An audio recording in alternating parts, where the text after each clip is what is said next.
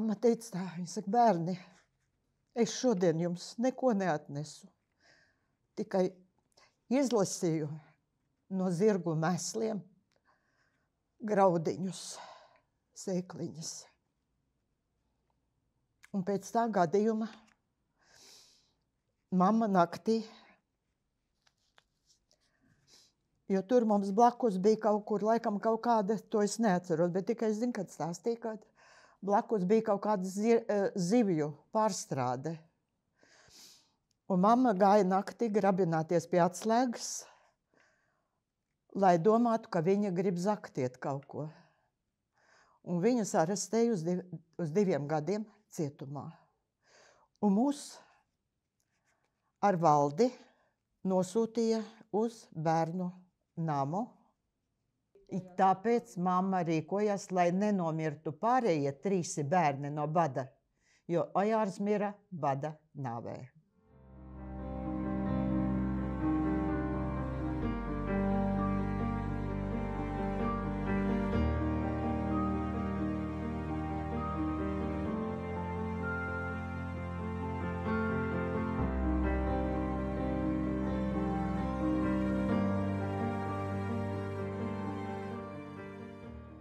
Mums pārsūtīja no Kengīras uz Pasku mātes ar bērniem.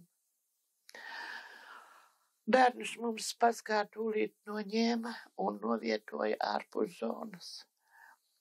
Tur mums bija jāiet barot ar katru reizi, jo mums tos bērnus jau mazāk noņēma jau to barošanas, bet par cik man jau nebija ar to bērnus, ko barot, man noņēma pavisam to barošanas reizi. Tā reizi mēnesī mums sūtīja laida uz satikšanos. Bet ko tas deva? Ka mūsu bērni jau mums vairs nepazina. Jo viņiem jau tās auklītes bija, bet ne jau mēs, ka mums tur uz pusstundiņu aizgāja to bērnu paskatīties, vairāk jau mēs nekā arī. Un tad bija prieks, kad mēs viņus dabūjām redzēt.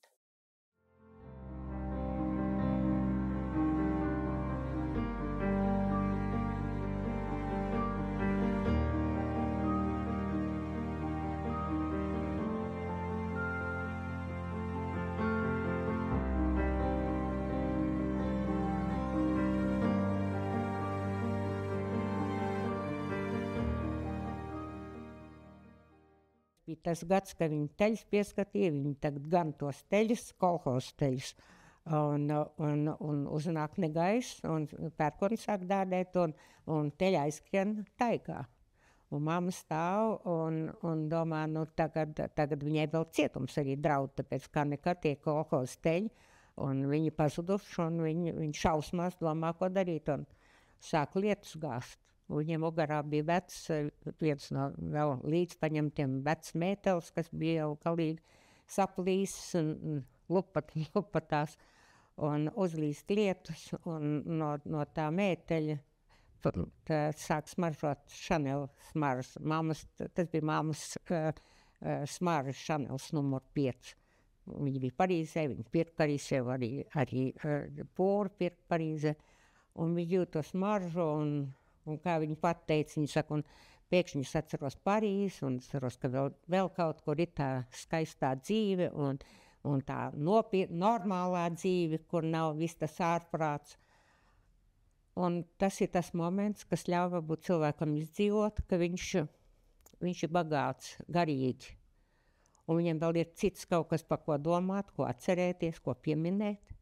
Un tas varbūt arī tas, kas ļauj izdzīvot tādos traģiskos brīžos, ka tev teļa aizskrējuši, un tev priekšā varbūt cietums, vai ne? Pēc tam teļa atradās, pēc tam viss bija kārtībā, bet tas moments, un tāpēc man tagad arī Chanels, tāpēc, ka es vienmēr mammu pieminu.